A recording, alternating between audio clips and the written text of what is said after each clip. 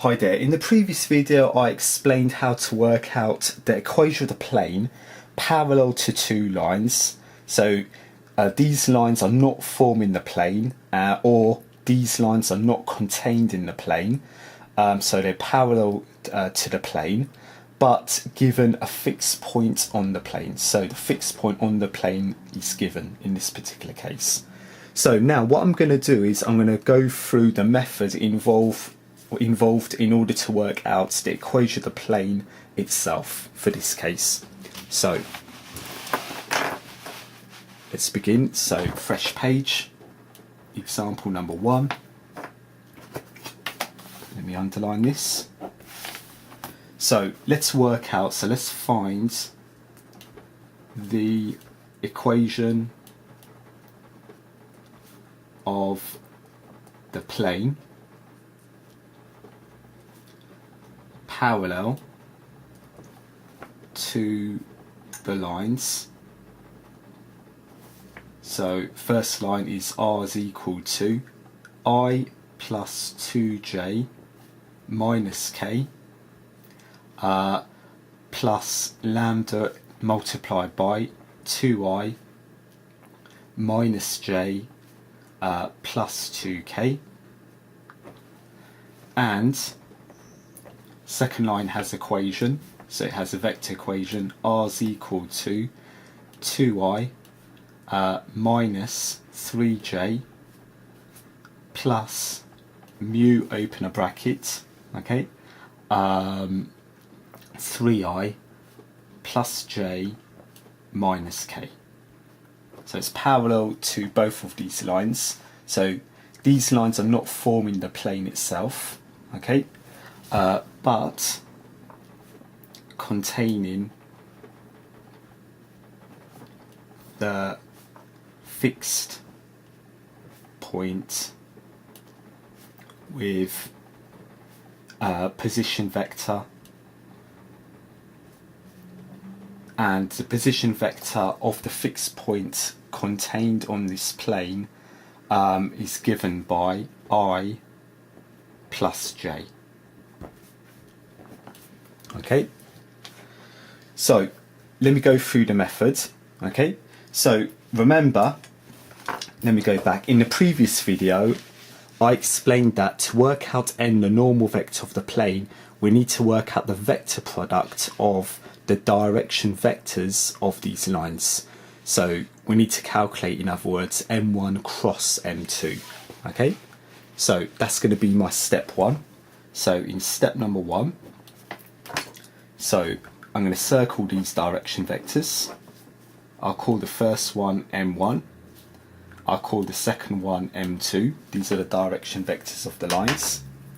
And in step 1, let's work out n m1 cross m2. Okay, so when working out the cross product, remember I usually use the determinant of a 3x3 matrix to calculate my cross product.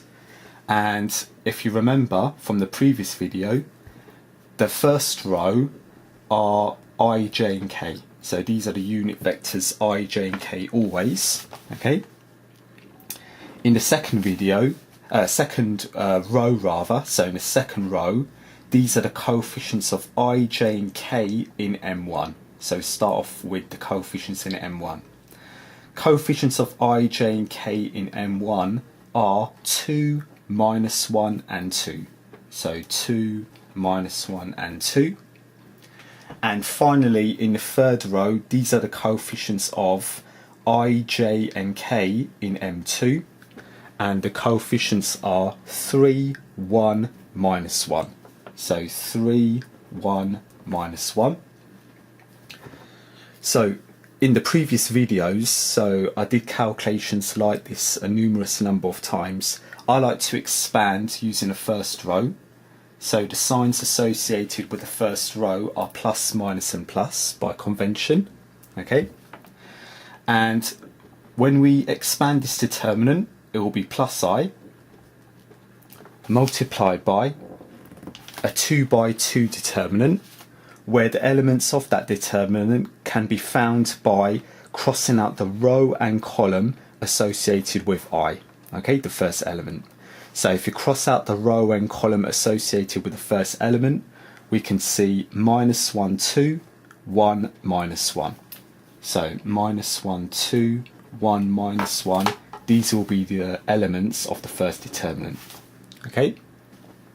Minus j, so minus j, multiplied by another 2 by 2 determinant, where the elements can be found by crossing the row and the column, okay, associated with j, the second element.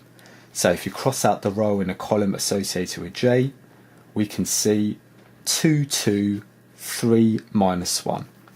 So 2, 2, 3, minus 1. And plus k multiplied by another 2 by 2 determinant, whose elements can be found by crossing the row and the column associated with that third element, k. So if I cross out the row and column, the elements are 2, minus 1, 3, 1. So 2, minus 1, 3, 1.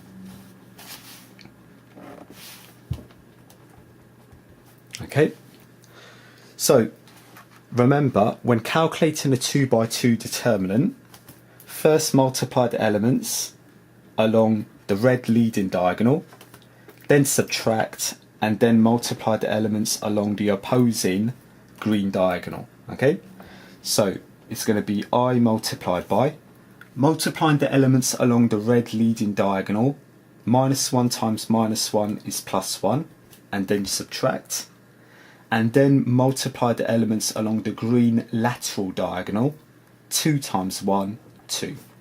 Okay, minus j, open a bracket, same operation here, multiply the elements along the red leading diagonal, then subtract, then multiply the elements along the green lateral diagonal. So here goes, 2 times minus 1 is minus 2, minus 2 times 3, 6, plus k, same procedure here, multiply the elements along the red leading diagonal, so 2 times 1 is 2, then subtract, then multiply the elements along the green lateral diagonal, minus 1 times 3 is minus 3, together with this minus turns it to a plus 3. Okay, so if we simplify further, this is what we're going to get for the normal vector. 1 minus 2 is minus 1, with I is minus I. Minus 2 minus 6 is minus 8, times minus j is plus 8j, and 2 plus 3 is 5, times k, 5k. Okay, so that completes step number 1. Step number 1 is to work out the normal vector. Okay. Now in step number 2 we need to work out capital P, and if we go back, so remember in the previous video, we need a fixed point on that plane, and that's going to be given in this particular case. Okay, so I call that A3 in the theory, but over here in the question the fixed point is given to us. So the fixed point is given by the vector I plus j. Okay, so immediately what I would do is I would circle that. That's going to be my A. Okay, the position vector of the fixed point on the plane. So A is I plus j. Okay, so I hope you can see that. So that is what A is. So to work out P, P is A dot N. So in this case, A is I plus j, dotted with the normal vector. So that's the solution to step 1, which is minus I plus 8j plus 5k. So remember, when calculating a scalar product, we multiply the coefficients of I, j and k and then add. So if I multiply the coefficients of I, 1 times -1 is -1, plus multiplying the j coefficients, 1 times 8, 8, and then finally multiplying the k components or k coefficients, 0 times 5 is 0. Okay, so simplifying further, -1 plus 8 is 7.